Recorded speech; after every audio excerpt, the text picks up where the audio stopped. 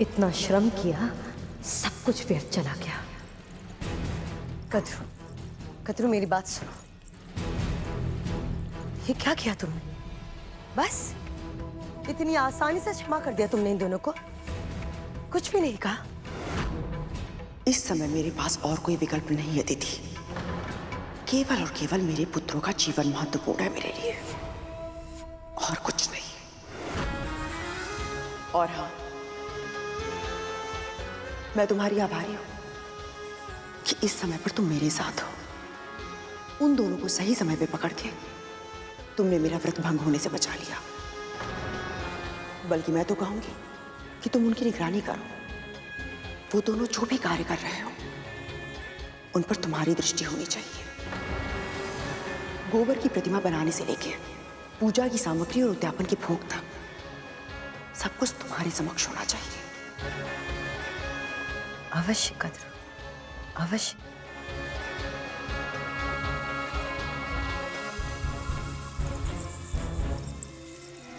अब सारी जिम्मेदारी मेरी है, तो अब ना ये अनुष्ठान होगा और ना ही ये पूजा होगी। और मैं ये निश्चित करूंगी कि इस सब का दोष गरुड़ पे ही जाए। माँ, मैंने इनका सेवन नहीं किया है। जानती हूं मैं।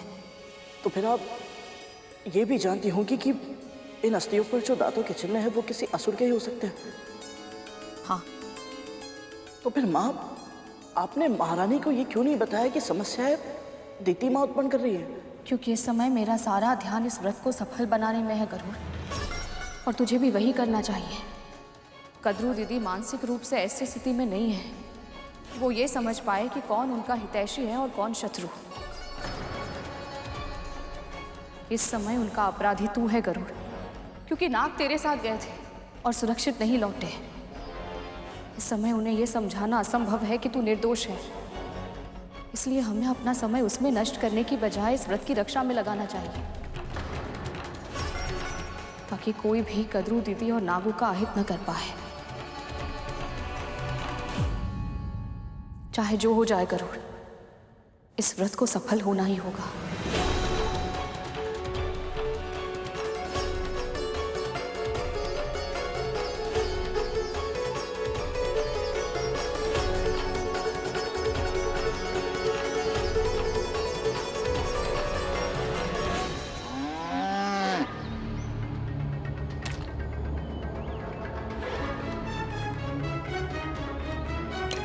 अब इसे भी करने में वर्ष लगाओगी क्या? शीघ्र करो, कद्रू स्नान करके आती होगी। माँ, कितनी दुर्गंध आ रही है। आपकी योजना क्या है? कल आपने मुर्गी उठवाई, आज आप गोबर उठवा रही हैं। अरे आप यहाँ गरुड़ के प्राण लेने आई थी या मुझे दंड देने? तुम्हारे प्राण बस रहे थे ना गरुड़ में, तुम ही लेके आए थे सूचना, तुमने ही मुझे उकसाया है ना। अब मैं जैसा कह रही हूँ उसे चुपचाप करो। राहु, कोई आ रहा है। तुम जाओ यहाँ से, जाओ।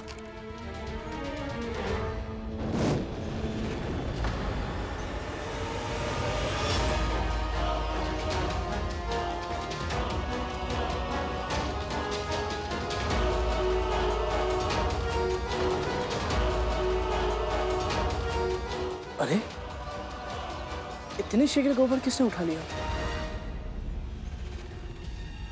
कितना भोला बन रहा है।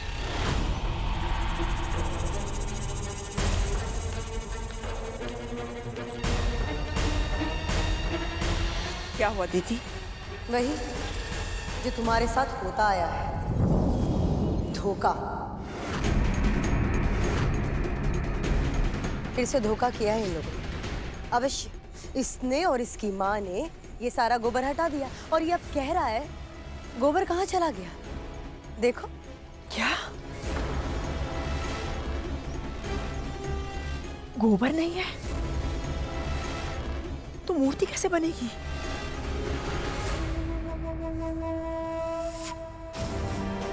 क्यों क्यों कर रहा है तू मेरे साथ ऐसा? मेरे पुत्रों के प्राण लेना चाहता है तू? हाँ महारानी, आप चिंतित मत होइए, मैं अभी कोई प्रबंध करता हूँ। सहायता करने का कैसा स्वांग रच रहा है ये। कद्रू, पूजा का समय आरंभ होने को है। यदि सही समय पर व्रत आरंभ नहीं किया तो क्या पता इस व्रत का फल तुम्हें मिल पाएगा या नहीं, तुम्हारा ये व्रत सफल हो पाएगा क्या नहीं।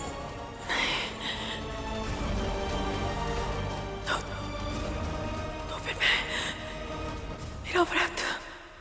हे गौ माता, आप जानती हैं मैं निर्दोष हूँ। मेरी माँ ने जीवित पुत्री का व्रत का प्रण किया है, जिसके लिए आपका गोबर बहुत आवश्यक है। मेरी माँ का मनोरथ सिद्ध करवाने में और मेरे भाइयों की प्राण रक्षा करने में सहायता कीजिए गौ माता।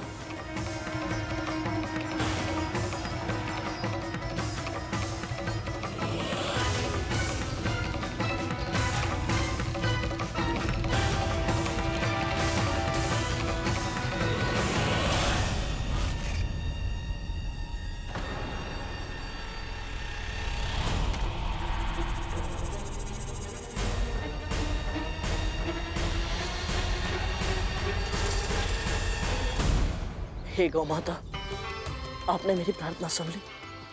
आपका बहुत बहुत आभार।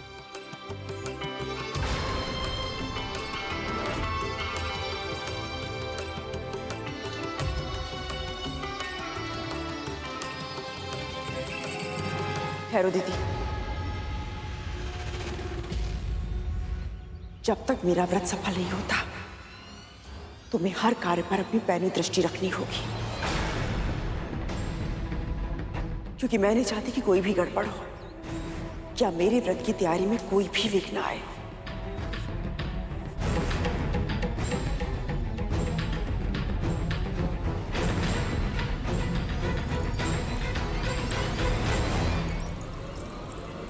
मैं गरुड़ को इस प्रकार मेरी योजना विफल करने नहीं दे सकती।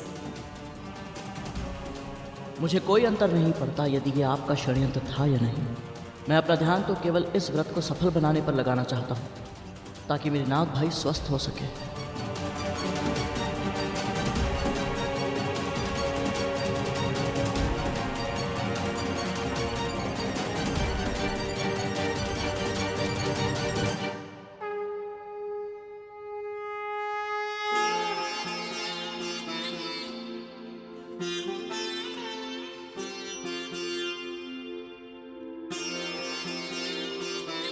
लीजिए महारानी, ये अंतिम मूर्ति भी पूर्ण हुई।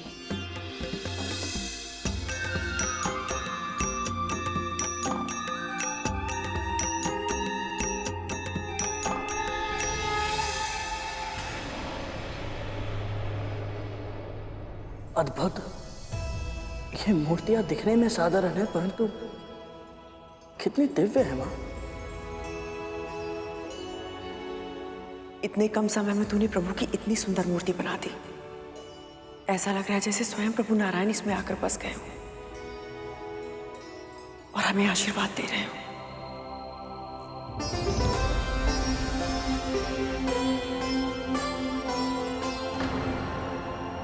ये तो आपके मन के अच्छे भाव हैं दीदी, और सच कहूं तो जिस तरह से आपने स्वयं को इस व्रत के लिए तैयार किया है, उसे देखने के बाद मुझे कोई शंका नहीं है कि हम दोनों का ये व्रत अवश्य ही सफल होगा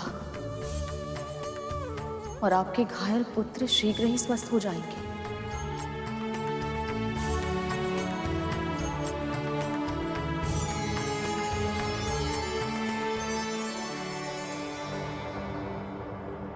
इन दोनों के सुर तो फिर से मिल गए हैं माँ।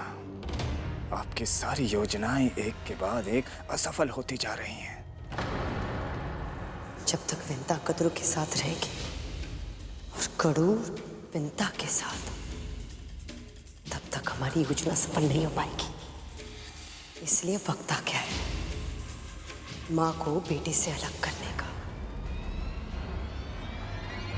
मुझे बहुत अच्छा लग रहा है, बहुत अच्छा लग रहा है ये देखकर कि तुम दोनों इतनी अच्छी भावनाओं के साथ इस व्रत का आरंभ कर रहे हो। पर अभी बहुत कुछ करना शेष है। अभी तो पूरा दिन व्रत भी रखना है और पूजा का भोग भी बनाना है, और कल व्रत खोलने के लिए मरु का आटा और नोनी का साग भी तो लेकर आना है। पर ये दोनों वस्तुएं इतनी आसानी से नहीं मिलती।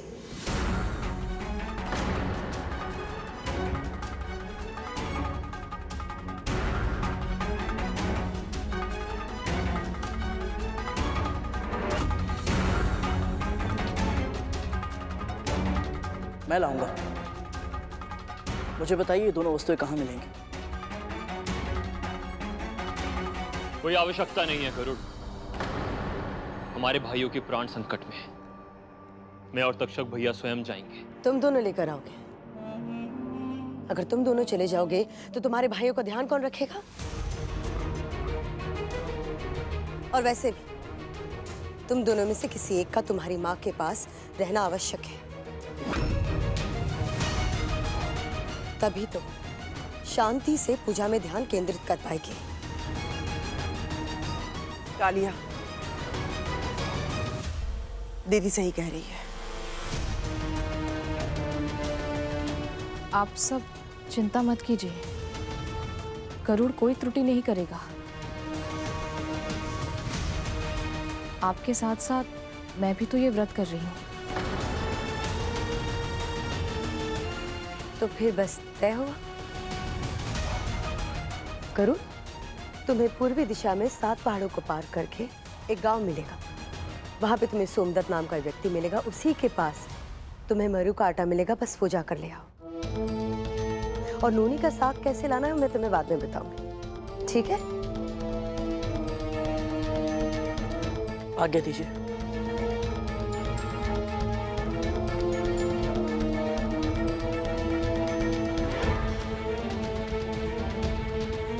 विंता, तुम अपनी कुटिया में जाओ, क्योंकि मैं नहीं चाहती कि तू उसके पास रहे और उसकी शांति में बाधा डाले। पर भोग? भोग भोग मैं बना लूंगी।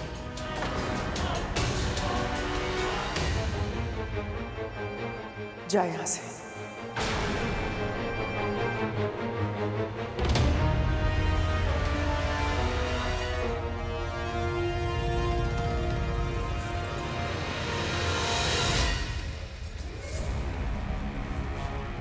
ये क्या कर रही हो?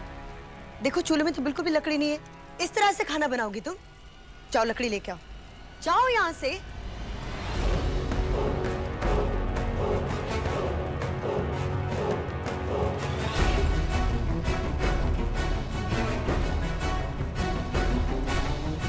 माँ, ये सब आप क्यों कर रही हैं? माँ विंता से करवाइए ना।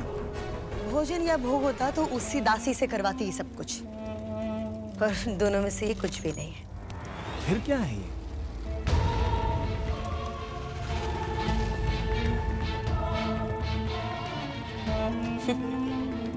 प्रलोभन है ये, विशेष जड़ी बूटी है। इसे मैं इस व्यंजन में मिला रही हूँ। इसकी सुगंध से तो स्वयं देवता भी अपने आप को रोक नहीं पाते। तो सोचो कद्रू का क्या होगा? कद्रू तो वैसे भी अपने लोभ को नियंत्रित करने में सक्षम नहीं है। तो सोचो जब इस खाने की सुगंध आएगी तो फिर वो कैसे खींची चली आएगी? बिल्कुल वैसे ही जैसे बीन बजाते नाक खींचे चले आते हैं। और इस समय माँ विंता भी माँ कद्रू के साथ नहीं है। वो अपना व्रत स्वयं ही तोड़ देगी। वाह, क्या योजना बनाई है माँ। पर आपने गरुड़ को इस साधारण से कार्य के लिए क्यों भेजा है माँ? राहु, कितनी बार समझाया तुम्हें? दीदी जो कहती है वो करती नहीं, और जो करती है वो होता नहीं। अर्थात ये कार्य सुनने में बहुत साधारण सा लग रहा होगा लेकिन गरुड़ को अंदेशा भी नहीं है कि वो किस राक्षस की गुफा में जा रहा है।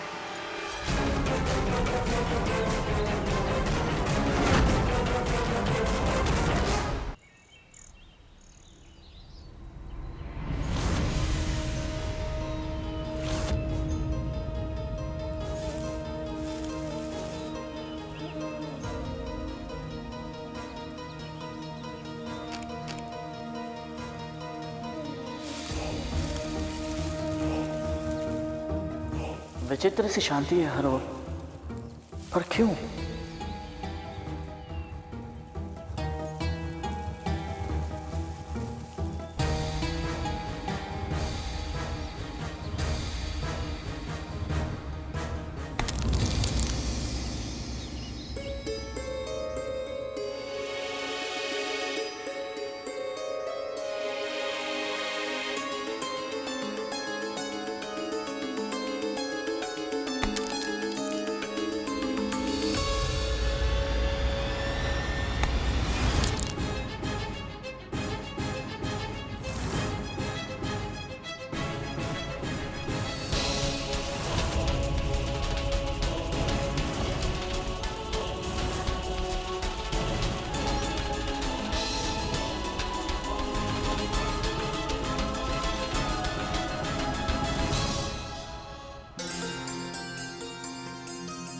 मरुए का आटा?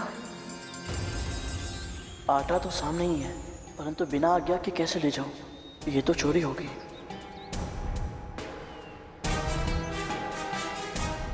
कोई है? भीतर कोई है? कोई है? भीतर कोई है?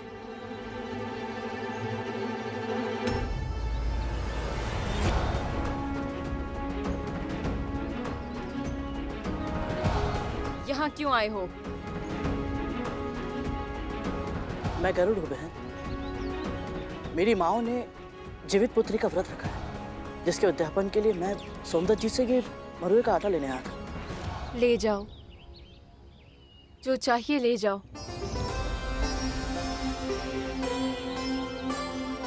आप कौन है बहन? मैं सोमदत्त की पत्नी हूँ। अब मुझे इन सब वस्तुओं की कोई आवश्यकता नहीं है, इसलिए आपको जो भी चाहिए आप ले जाओ।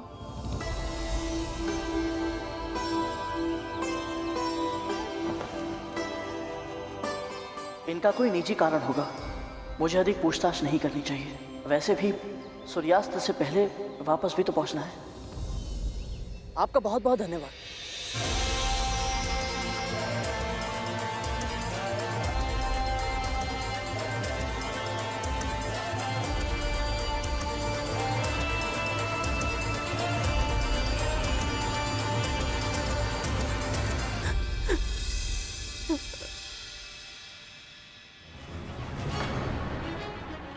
क्या बात है बहन? आप रो क्यों रही हैं? मुझे बताइए, हो सकता है मैं आपकी कोई सहायता कर पाऊं। भैया, उन्हें बचा लीजिए, मेरे स्वामी को बचा लीजिए। वो राक्षस उन्हें अपनी गुफा में लेकर गया है।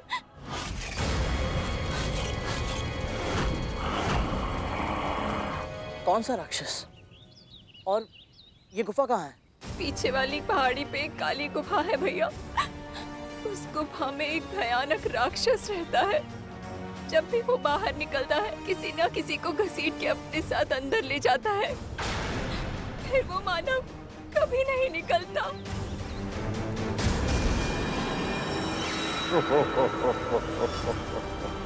और इस बार वो मेरे पति को लेकर गया है। भैया, मेरे पति को बचा लो। चिंता मत कीजिए बहन, मैं आपके पति को सुरक्षित वापस ले आऊंगा।